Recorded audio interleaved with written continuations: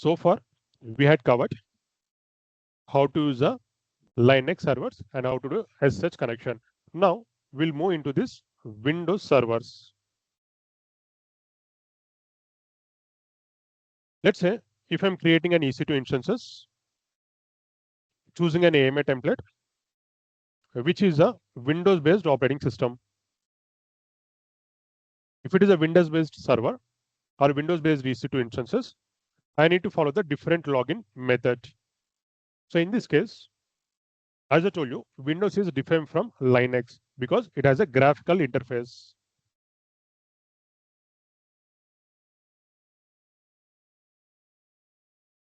So we connect using a protocol which is known as RDP. It means which is known as RDP and which is listening at the port number 3389. Fine. So it means to initiate this request at this protocol and port number in my laptop, I need to use a client software which supports this respective protocol at this port number. So here we're going to use two softwares. One is RDP, which is a remote desktop connection by default. So in our Windows laptop, we have something called remote desktop connection. It is a default software that you can find in your Windows laptop. I will also show you how to use a mobile system to initiate this RDP protocol. Fine. So using the softwares, I'm using the public IP address followed by credentials. Because already these softwares, it is initiating the request at RDP port number 3389. So that I'm providing the IP address of the EC2 instances and the credentials. So in the credentials, as you know, if it is a laptop, we're going to log into the laptop with the username and the password. So here also, this Windows laptop or Windows EC2 instances, it is expecting the user account, the username, and the password. Here you might ask, AWS is not allowing the password-based authentication. Then how to get this password? Because while creating this EC2, we are connecting a key pair. So where the public key is uploaded inside this EC2 by AWS and private key is inside our laptop. Then how to get this password? Yes. So in this case, we are using a password by decrypting our private keys. If we decrypt our private keys, we'll get a password, which we're going to use in this respective softwares in order to log into this EC2 instances. Now, what is the default username? The default username which you're going to connect is administrator. This is the default user account, which is already available inside this Windows operating system.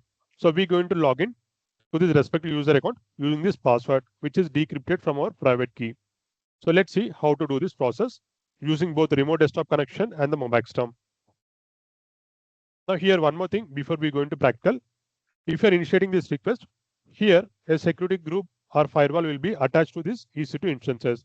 We need to make sure it is allowing this request RDP protocol at port number 3389 from your IP address, from your laptop IP address, right? It is a best practices. Kindly don't allow this request from anywhere. Only allow this request which is coming from your respective IP address or your team member IP address. Let's see how to do this process. So here, now first let's launch one EC2 instances with Windows-based operating system. So go to launch instances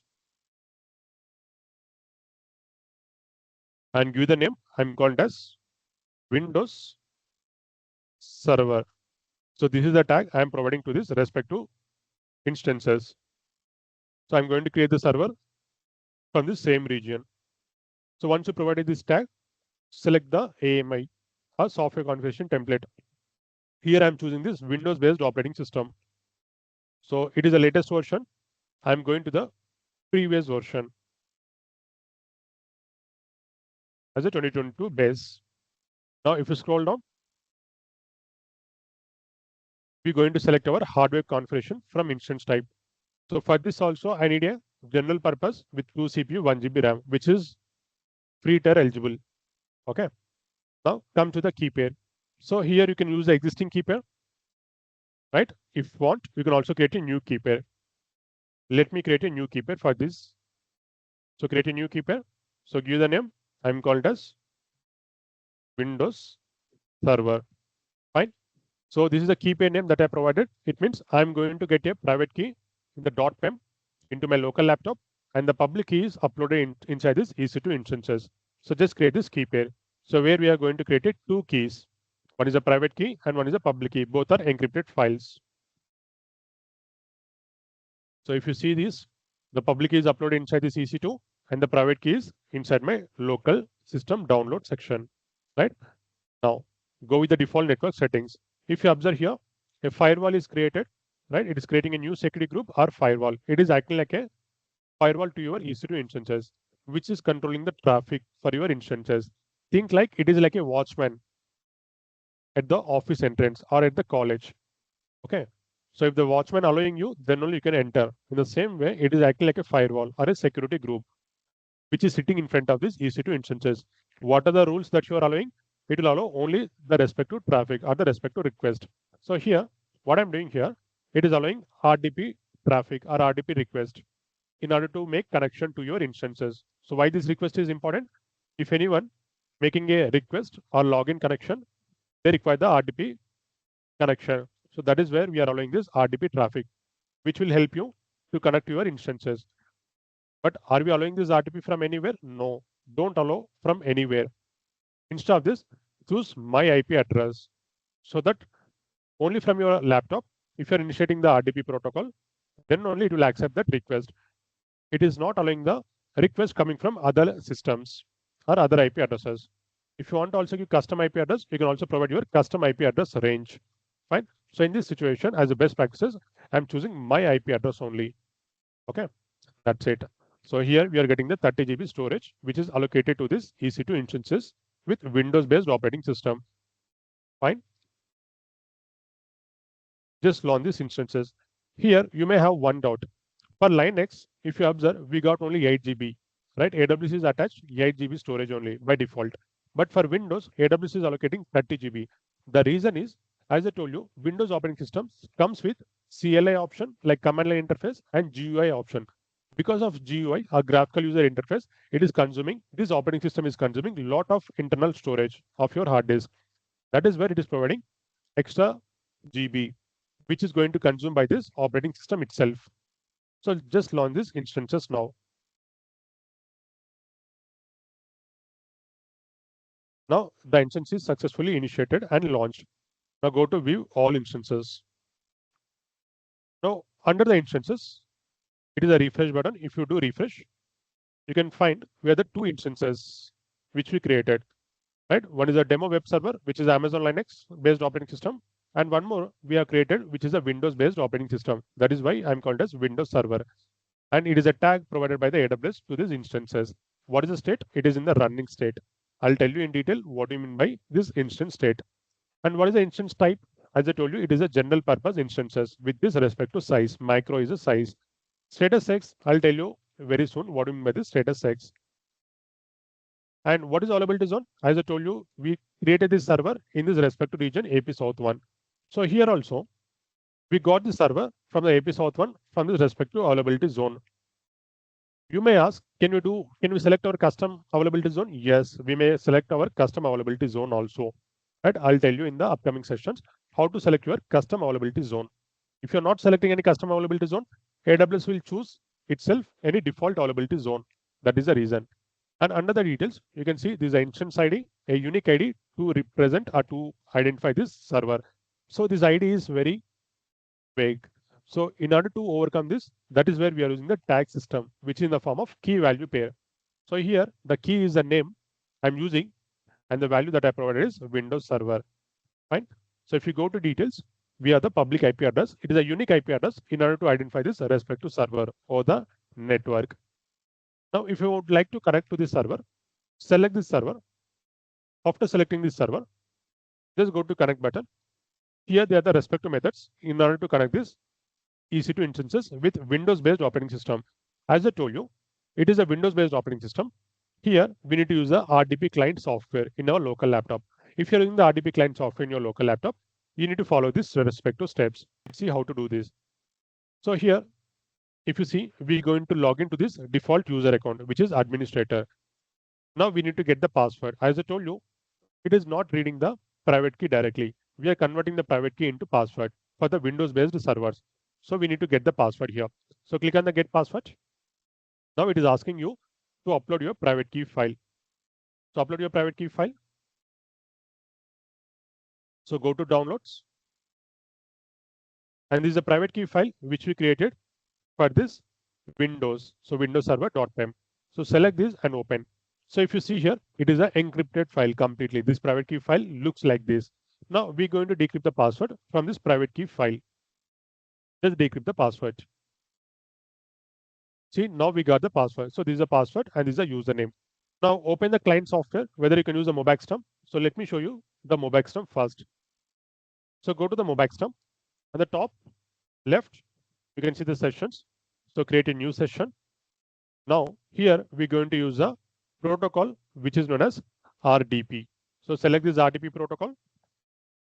Now it is asking the host IP address. So go to your EC2 instances. Select the respective IP address of your EC2 instances. Select this IP address and paste it here of your Windows EC2 instances public IP address. And what is the username? As I told you, the username is administrator. So go to connect, select your server, go to connect. So under the RDP client, you can see this respective details. So this is the username which we're going to connect. So select this username. So go here and paste it. As I told you, for the RDP connection, it is listening at the service RDP service is listening at the port number 3389. If it is a SSH, the SSH service is listening at the port number 22. Can you remember this? Now, once you've done this, just click on the OK. You might ask where we uploaded the password. Yes.